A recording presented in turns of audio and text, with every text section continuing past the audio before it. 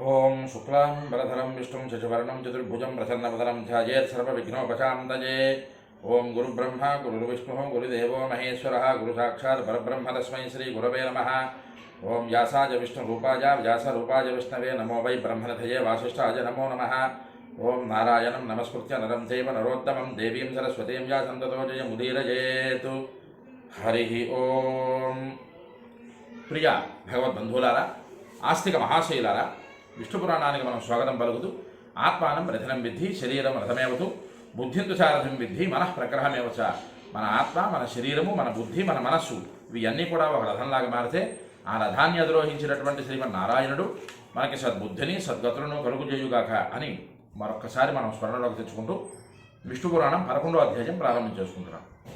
అయితే 11వ అధ్యాయం కన్నా ముందు 10వ అధ్యాయంలో సూర్యరథము యొక్క అధికార దేవతలు సూర్యరథము యొక్క ఆ రథాన్ని అధిరోహించి అధివసించి ఉండేటటువంటి దేవతలు చైత్రమాసంలో ఏ దేవత ఏ గంధర్వుడు ఏ యక్షుడు ఏ సర్పము ఏ అప్సరస ఇలాగ 7 గణములతో కూడుకున్నటువంటి చైత్రమాస సూర్యరథంలో ఉండేటటువంటి సప్త గణాలతో కూడుకున్న సూర్యుడు ఏ రకమైనటువంటి ఫలితాన్ని మనకి ఇస్తారు అనేటటువంటిది మనం 10వ అధ్యాయంలో చెప్పుకున్న తర్వాత 11వ అధ్యాయంకి వచ్చేసరికి సూర్యరథస్య వైష్ణవీ శక్తి అని ప్రారంభించేశారు. మైత్రేయ మహర్షి ఒక ప్రశ్న వేశారు. ఏమిటా ప్రశ్న? సూర్యుడు తాలూకా రథంలో సప్తగణములు ఉన్నాయి కదా, ఈ సప్తగణములు ఉన్నట్లయితే చలికి వేడికి వర్షానికి మిగతా ఇతరత్ర ప్రకృతికి సంబంధించినటువంటి మార్పు చేర్పులకి వీటన్నిటికీ ఆ 7 గణములే ప్రధానమైతే వాటి వలనే ఈ ప్రకృతి నడుస్తున్నది అనుకుంటే సూర్యుని యొక్క గొప్పతనం ఏమిటున్నది అని ఒక్క ప్రశ్న పరాశరుడు వారు మైత్రేయ మహర్షి పరాశరుడు వారికి అడగగా పరాశరుడు వారు ఇచ్చినటువంటి పరమాద్భుతమైనటువంటి వివరం ఇక్కడ మనకి గోచరిస్తుంది. సరే, ఇందాకలా కిందటి వీడియోలో చెప్పుకున్నట్లుగానే ఎవరైతే ఈ సూర్యుని యొక్క వివరము గురించి తెలుసుకుంటారో దగ్గర 8వ అధ్యాయంలో మొదలుపెట్టాం. సూర్యుని యొక్క రథము ఇరుసు చక్రము ఎలాగా ఏమిటి మొదలుపెట్టుకొని 11వ అధ్యాయంలో సూర్యరథము యొక్క వైష్ణవీ శక్తి గురించి వరకు మనం వచ్చి ఉన్నాం. అంటే 8, 9, 10, 11 4 అధ్యాయాలు సూర్యుని యొక్క వివరం గురించి మనం చెప్పుకుంటున్నాం. ఆ సూర్యనారాయణ యొక్క వివరం ఏ మానవుడైతే వింటారో అట్టి మానవుడికి ఖచ్చితంగా ఆరోగ్యం సూర్యనారాయణ స్వామి ప్రసాదిస్తారు అని మరొకసారి మనం చెప్పుకుంటూ పరాశరుడు వారు మైత్రేయ మహర్షి అడిగినటువంటి ప్రశ్నకి సమాధానం ఇలా చెబుతూ శ్రీ పరాశర ఉవాచ మైత్రేయ శ్రూయతామేతత్ యద్ భవాన్ పరిపృచ్ఛతి యథా సప్తగణేప్యేకః ప్రధాన్యే నాధికో రవిః. ఓ మైత్రేయ మహర్షి, సప్తగణములు సూర్యరథంపై ఉన్నా సరే ఆ గణములలోనే సూర్యుడు ఒకడై ఉన్నాడు కదా. అదే ధాత సవిత్రు వివస్వంతుడు ఇలాగా ఒక్కొక్క మాసానికి ఒక్కొక్క పేరు గల సూర్యనారాయణ స్వామి ఉన్నారు కదా. అయినా సరే సప్తగణంలో రవి కూడా ఒక గణమే అయినప్పటికీ ప్రాధాన్యత ఎక్కువగా సూర్యనారాయణ స్వామికే కనిపిస్తున్నది ఇక్కడ. దాని గురించి చెప్తున్నాను, ఆలకించు అని పరాశరుడు వారు ప్రారంభం చేస్తూ సర్వాశక్తి పరా విష్ణో ఋగ్జజుస్సామా సంగీత శైషాత్రయీ తపత్యంహో జగతస్య హినస్థియా. ఇంతవరకు వేదము గురించి ఎక్కడ పరాశరుడు వారు ఉటంకించలేదు. ధ్రువుడు ప్రహ్లాదుడు మిగతా ఇతరత్ర విషయాలలో సృష్టి క్రమంలో వీటన్నింటి అందు కూడా వేదము గురించి ఎక్కడా పరాశరుడు వారు ఉటంకించలేదు. ఇక్కడ మొట్టమొదటిగా ఋగ్వేదము యజుర్వేదము సామవేదము అనేటటువంటి వేదాల గురించి ఉటంకిస్తూ ప్రారంభం చేశారు. ఇక్కడ ఘట్టము విష్ణువు యొక్క సమస్తమైన పరమైన శక్తి కూడా ఋగ్వేదము యజుర్వేదము సామవేదము అనేటటువంటి పేరుతో ఉన్నది. వేదములు 3 త్రయీవేద్యం హృద్యం అని శంకరాచార్యులు వారు చెప్పినటువంటిది ఋగ్వేదము యజుర్వేదము సామవేదము. విష్ణువు యొక్క శక్తి అంతటినీ కూడా ఈ 3 వేదాలు స్తుతిస్తున్నాయి అని చెబుతూ ఈ వేదత్రయమే వేడిని అలాగే జగత్తుల యొక్క పాపాన్ని పోగొడుతున్నది. ఈ వేదములు జగత్తు యొక్క పాపములు ఎందుకు పోగొడతాయి? ఇక్కడ మనం తెలుసుకోవాల్సినటువంటి విషయం ఏమిటయ్యా అంటే ఋగ్వేదము అంటే అర్థమేమిటి, యజుర్వేదం అంటే అర్థమేమిటి, సామవేదం అంటే అర్థమేమిటి?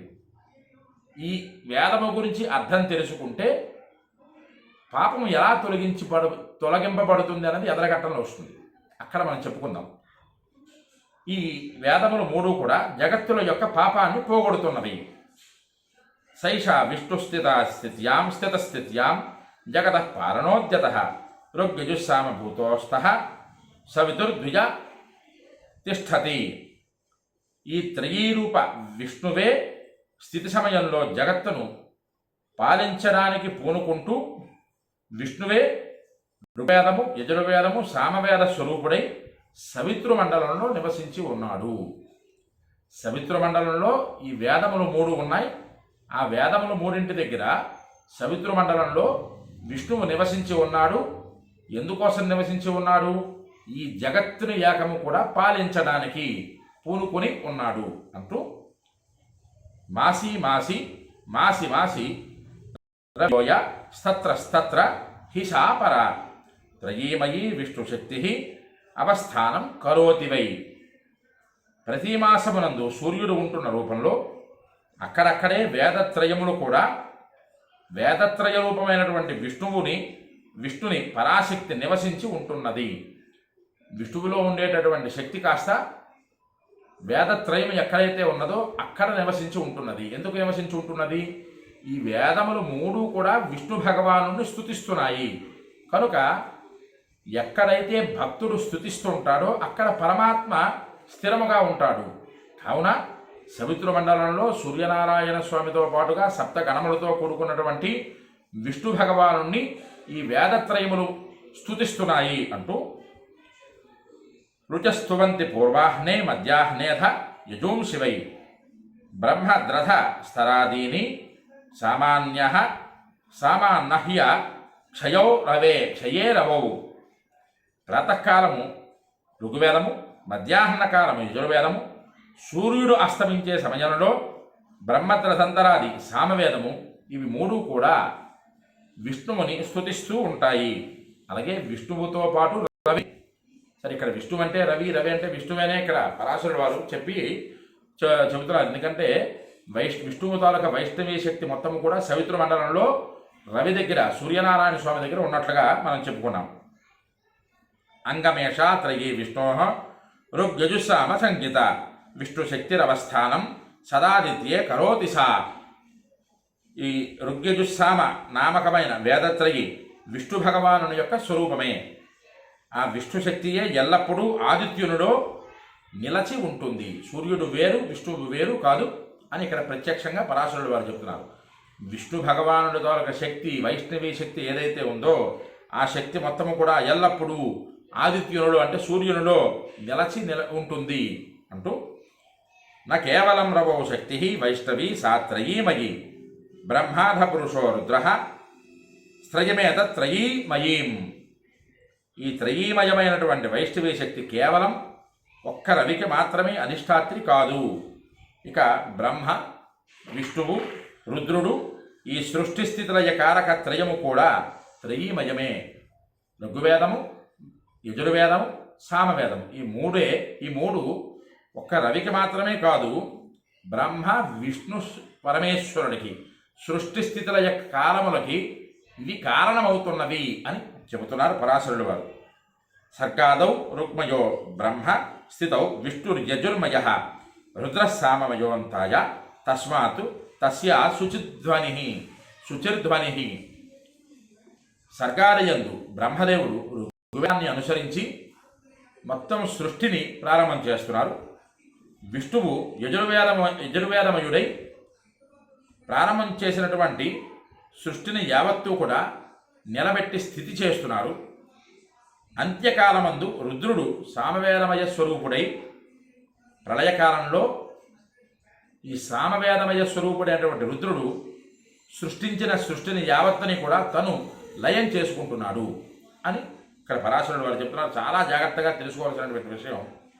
లయం చేస్తున్నాడు రుద్రుడు అంటే అది అమంగళకరమైనటువంటి పదార్థమా అని ఒక అనుమానం వస్తుంది. ఎందుకంటే సామవేదం అమంగళకరమైనటువంటి పదార్థం కాదు. ఒక్కొక్క వేదంలో ఒక్కొక్క అద్భుతమైనటువంటి శక్తి ఉన్నది. సృష్టి చేయలేనటువంటి స్థితికి బ్రహ్మ తన శక్తిని మొత్తము ఏంటంటారు శక్తిని మొత్తము కూడా ప్రయోగించి సృష్టిని చేస్తూ చేస్తూ చేస్తూ చేస్తూ అలసిపోయినప్పుడు బ్రహ్మ చేసినటువంటి సృష్టిని ఆపి బ్రహ్మదేవుడికి మరలా పునః శక్తి పుంజుకోవడానికి కావలసినటువంటి సమయాన్ని ప్రసాదించేటటువంటి వాడు రుద్రుడు. అందుకని బ్రహ్మ సృష్టించిన యావత్ సృష్టిని తనలోకి లయం చేసుకునేటటువంటి శక్తి సామర్థ్యం కలవాడు రుద్రుడు. అలాంటి రుద్రుడు సామవేద స్వరూపంలో సామవేద స్వరూపుడై ఉన్నాడు అని చెబుతూ యం సా సాత్వికీ శక్తి వైష్ణవి యా త్రయీమయీ ఆత్మసప్తగణస్థం తం భాస్వంత అధితిష్టతి. ఈ విధంగా ఆ త్రయీమయమైన సాత్వికమయమైన విష్ణువు యొక్క వైష్ణవి శక్తి తనతో కలిసి 7 గణంలోనూ భాస్వరులలో సూర్యనారాయణ స్వామిలో అధిష్ఠించి ఉంటుంది అంటూ తయా చాధిష్ఠిత సోపి జాజ్వల్యతీతి స్వరశ్మిభి తమః సమస్త జగతాం నాశం నయతి చాఖిలం. ఆ వైష్ణవీ శక్తిచే అధిష్ఠించబడిన సూర్యుడు కూడా తన కిరణాలతో జాజ్వల్యమానమయుడవుతూ సమస్త జగత్తుల యొక్క సర్వాంధకారాన్ని నాశనం పొందిస్తున్నాడు. ఎక్కడైతే అజ్ఞానంతో కూడుకున్నటువంటి అంధకారము ఉంటుందో, తమస్సుతో కూడుకున్నటువంటి అంధకారము, ఈ అంధకారాన్ని సమస్తము నాశనం చేసేటటువంటి శక్తి విష్ణువు రవికి ఇచ్చి సూర్యనారాయణ స్వామి యావత్ ప్రకృతిని కాపాడుతున్నాడు అని ఇక్కడ పరాశరుడు వారు చెబుతున్నారు. ఇక్కడ ఈ సప్తగణాలు అన్నాం కదా, ఈ సప్తగణాల తాలూకా పరిస్థితి ఏమిటి అన్నది ఇక్కడ మరొక్కసారి పరాశరుడు వారు ఉటంకిస్తూ స్తువంతి వై మునయో గంధర్వై గీయతే పురః నృత్యస్థ అప్సరసో యాంతి తస్య చాను నిశాచరాః వహంతి పన్నగా యక్షైః క్రియతే భిషు సంగ్రహః బాలఖిల్యాస్తథైవైనం పరివార్య సమాసతే. సూర్యభగవాను మునులు స్తుతిస్తూ ఉంటుండగా సూర్యుని రథం ముందుకు నడుస్తూ ఉంటుండగా ఆ ముందుకు నడుస్తున్నటువంటి సూర్యరథం ముందర గంధర్వులు గానం చేస్తూ ఉంటుండగా ఆ గానానికి తగినటువంటి నృత్యం అప్సరసలు కావిస్తూ ఉంటుండగా ఆ సూర్యుణ్ణి అనుసరించి నిశాచరుడు అంటే రాక్షసులు వెళుతూ ఉంటుండగా నాగులు రథాన్ని మోస్తూ ఉంటుండగా 7 గణాలు అనుకున్నాం. నాగులు కర్కోటకడని మిగతా 7 వారి పేర్ల గురించి కూడా కింద అధ్యాయంలో చెప్పుకున్నాం. ఈ నాగులు సూర్య రథాన్ని మోస్తున్నట్టుగా, యక్షులు పగ్గాలు పట్టుకుంటున్నట్టుగా, బాలఖిల్యాది ఋషులందరూ కూడా సూర్యుని యొక్క రథము చుట్టూ పరివేష్టించి ఉంటారు. ఇంతమందిని సూర్యుని యొక్క రథము చుట్టూ ఉండగా, రథం మీద ఉంటుండగా సూర్యనారాయణ స్వామి తమస్సు అనేటటువంటి అంధకారాన్ని పోగొట్టడానికి విష్ణువు యొక్క శక్తి ఏదైతే ఉందో ఆ వైష్ణవీ శక్తిని తను గ్రహించి, ఎలాగ గ్రహించి ఋగ్వేదము, యజుర్వేదము, సామవేదము అనేటటువంటి త్రయముల నుంచి గ్రహించి సమస్తమైనటువంటి అంధకారాన్ని నాశనం చేస్తున్నాడు సూర్యనారాయణ స్వామి అంటూ నోచేత వాస్తవేత కదాచిచ్చక్తి రూపధృతు విష్ణో పృథక్ తస్య సప్తగణ విధో వ్యయం విధో అవ్యయం. ఇక్కడ పరాశరుడు వారు చెప్తూ శక్తి రూపధరుడు విష్ణువు ఒకప్పుడు ఉదయించడం అనేది ఏమీ ఉండదు, అస్తమించడం అనేది అంతకన్నా ఉండదు. ఆయనే అధిష్టాతకుడిచే సదా స్థిరుడుగా నిలబడి ఉన్నాడు. అధిష్ఠేయము అస్థిరము అగు సప్తవిధములకు విష్ణువు యొక్క శక్తి ఎప్పుడూ కూడా వేరయ్యనది లేదు అని చెప్తున్నారు. ఇక్కడ నుంచి వచ్చినటువంటి ఘటన చాలా క్లేశమైనటువంటిది. మనం అర్థం చేసుకోవడం కూడా కాస్త కష్టంగా ఉంటుంది. దాని గురించి వివరం మనం చెప్పుకుందాం. ఎందుకంటే ఇందాకలే చెప్పుకున్నట్లుగానే విష్ణువు యొక్క వైష్ణవీ శక్తి గురించి పూర్తి వివరం ఇక్కడ నుంచి ఒక 10 శ్లోకాలలో ఇచ్చున్నారు. దాని గురించి మనం చక్కగా తెలుసుకుందాం, ఆరోగ్యాన్ని పొందుతాం. ఎవరికైతే ఈ వీడియో నచ్చుతుందో వారందరూ కూడా లైక్ చేయండి, షేర్ చేయండి, మీ అమూల్యమైన కామెంట్ రూపంలో పంపించండి. విష్ణు పురాణాన్ని మీరు వినండి, తరించండి, 10 మంది చేత తరింపజేయండి. ముఖ్యంగా ఈ యూట్యూబ్ ఛానల్ని సబ్స్క్రైబ్ చేసుకుని ఆదరిస్తారని మరి కోరుకుంటూ హరికి ఓం స్వస్తి.